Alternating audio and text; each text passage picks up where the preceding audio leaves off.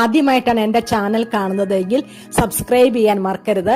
തൊട്ടടുത്തുള്ള ബെല്ലൈക്കണിൽ കൂടി പ്രസ് ചെയ്യുക. എങ്കിൽ മാത്രമേ നോട്ടിഫിക്കേഷൻ ലഭിക്കുകയുള്ളൂ. ഇന്ന് നമ്മൾ മാങ്ങ കൊണ്ടുള്ളൊരു കറിയാണ് ഉണ്ടാക്കുന്നത്. നല്ല പഴുത്ത മാങ്ങ, അതായത് ഇപ്പോൾ മാങ്ങയുടെ സീസണാണല്ലോ, ധാരാളം മാങ്ങകൾ നമുക്ക് ലഭ്യമാണ്. നാട്ടുമാങ്ങ കൊണ്ടാണ് ഞാനിത് ഉണ്ടാക്കണത്. ചെറിയ മാങ്ങ, ഇത് നമ്മൾ പച്ചയായിരിക്കുമ്പോൾ നമ്മൾ ഉപ്പിലിടുന്ന മാങ്ങ, അത് പഴുത്ത് കഴിയുമ്പോൾ നല്ല സ്വീറ്റാണ്. അപ്പം ആ മാങ്ങ കൊണ്ടൊരു കറിയാണ് ഞാൻ ഉണ്ടാക്കുന്നത്. ഇതിന് വളരെ കുറച്ച് ഇൻഗ്രീഡിയൻസ് ആവശ്യമുള്ളൂ. അതിനായിട്ട് നമുക്ക് നന്നായിട്ട് പഴുത്ത മാങ്ങ എടുക്കാം. ഒരു 4-5 മാങ്ങ, ഞാനിവിടെ ഒരു 6 മാങ്ങ എടുത്തിട്ടുണ്ട്. അതിന്റെ തൊലി കളഞ്ഞ് വൃത്തിയാക്കിയ മാങ്ങയാണിത്. ആദ്യം ഇതിനുള്ള അരപ്പ് നമുക്ക് തയ്യാറാക്കാം.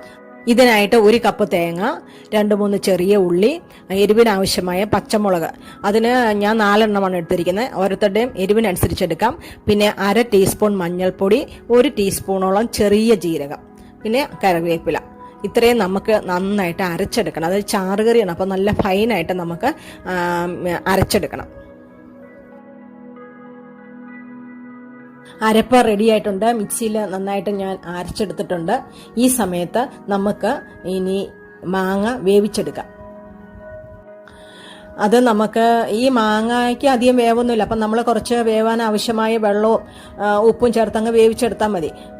കുക്കറിൽ വേണമെങ്കിൽ വേവിക്കാം. കുക്കറിൽ അപ്പം താമസം വരില്ല, ഒറ്റ നെസ്റ്റിയും വന്നാൽ അതാവും. എങ്ങനെ വേണമെങ്കിലും നമുക്ക് വേവിച്ചെടുക്കാം. മാങ്ങയില്ലേ, മാങ്ങയ്ക്ക് ഇത്രയും വേവല്ലേ ഉള്ളൂ, അപ്പോൾ അത് സാധാരണ വേവിക്കുന്ന പോലെ വേവിച്ചാൽ മതി. നമ്മുടെ മാങ്ങ വെന്ത് റെഡി ആയിട്ടുണ്ട്. അതിൻ്റെ ജ്യൂസൊക്കെ ഇറങ്ങി തുടങ്ങിയിട്ടുണ്ട്. ഇനി ഇതിലേക്ക് നമുക്ക് ഇച്ചിരി ഉപ്പിൻ്റെ പോരായ്ക ഉണ്ടായിരുന്നു, ഞാൻ ഇച്ചിരി ഉപ്പും കൂടെ ചേർത്തു. അതിലേക്ക് നമ്മൾ ഇനി അരച്ച് വെച്ചിരിക്കുന്ന അരപ്പങ്ങ് ചേർക്കുകയാണ്.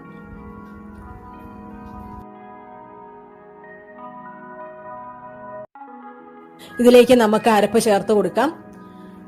നന്നായിട്ട് അരപ്പ് ഇളക്കി യോജിപ്പിക്കുക.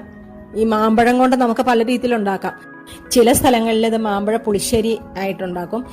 അതിന് നമ്മൾ തേങ്ങാപ്പാലും തൈരും ഒക്കെ ചേർത്തുണ്ടാക്കും. ഇത് വേറൊരു സ്റ്റൈലാണ്. ഇത് നമ്മൾ ജസ്റ്റ് ഇതിനകത്ത് അരപ്പ് ചേർക്കണു, പിന്നെ താളിച്ച് കടുക് ഉള്ളി താളിച്ച് ചേർക്കുന്നു. ഇത് കൂടുതലും പാലഭാഗത്തേക്കാണ് ഈ കറി വെപ്പ് കൂടുതലായിട്ടുള്ളത്. എനിക്കിത് വളരെ ഇഷ്ടപ്പെട്ട ഒരു ഡിഷാണ്.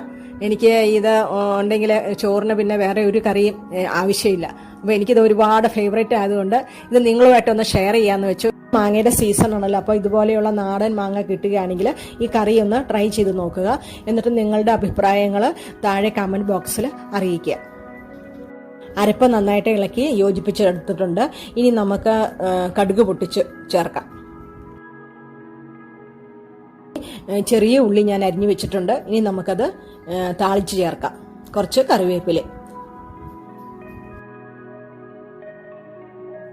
അതിനായി എണ്ണ നന്നായിട്ട് ചൂടായിട്ടുണ്ട്. കടുക് പൊട്ടിച്ചു, അതിലേക്ക് ഉള്ളി നമ്മളിട്ടു.